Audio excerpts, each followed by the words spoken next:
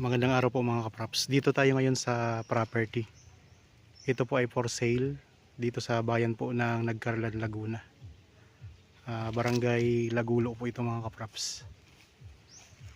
Ang sukat po nito ay 1,000 square meters. Titulado po ito. Meron na po itong bahay mga kapraps na hindi pa tapos gawin. Ayan o.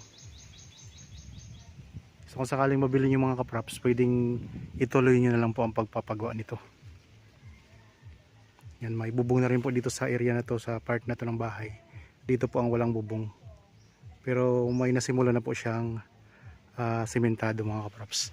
Tabing kalsada lang po. Tapos may mga katabi na rin tayo ditong kabahayan. Ito lang po ang barangay road mga kapraps.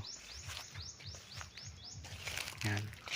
Tapos ang distansya nito sa main road nasa ano lang po, mga 3 to 4 minutes travel time lang.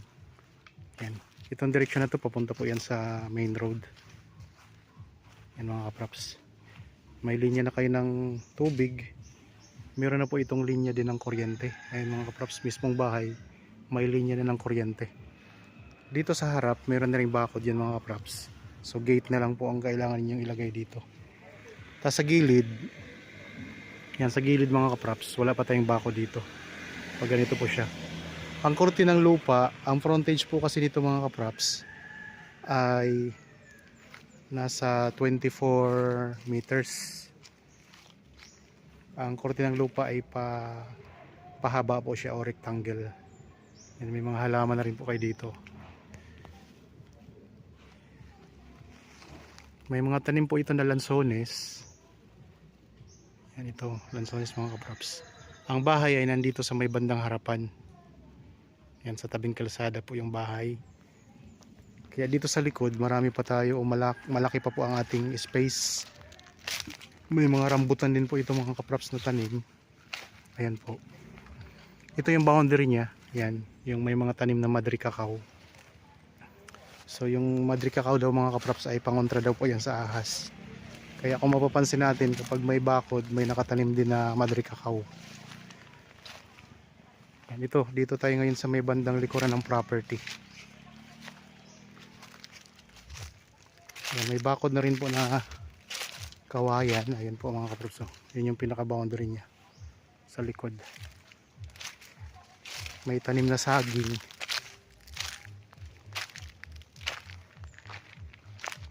Yan, may mga malalaking saging mga kapraps dito.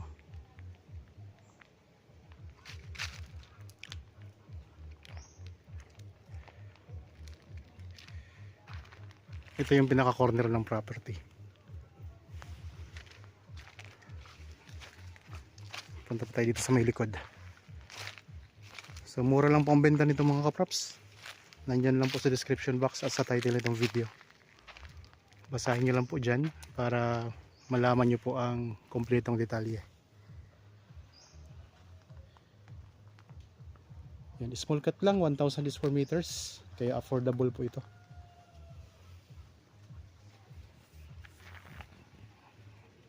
Yan ang mga lansones oh.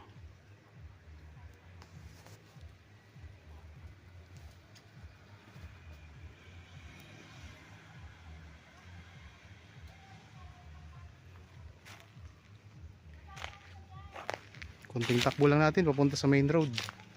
So mararating na po natin yung main road ng Santa Cruz to Nagcarlan Road mga kapraps.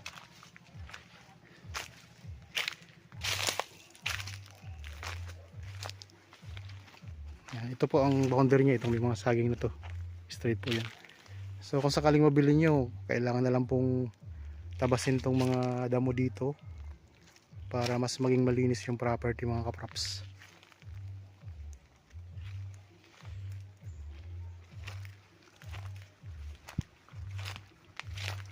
Ako nga po pala si Buds, ang inyong laging kasama sa virtual viewing sa mga property na ino-offer po namin. Meron ding maliit na avocado pa dito mga kapraps. Yan, may bagong tanim na avocado.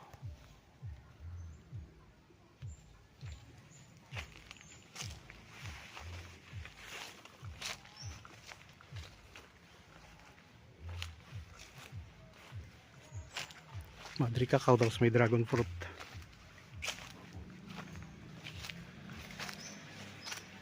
Ito yung bahay mga kaprops.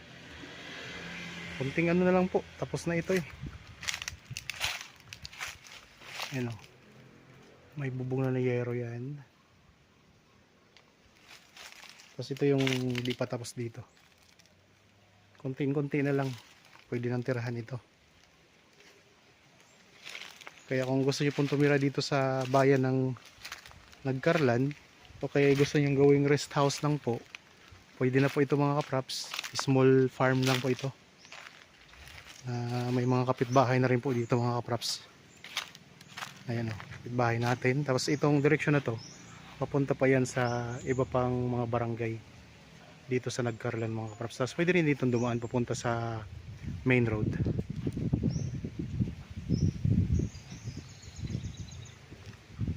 May mga farm din kayong katabi dito. Bukod sa mga bahayan, may mga farm din po.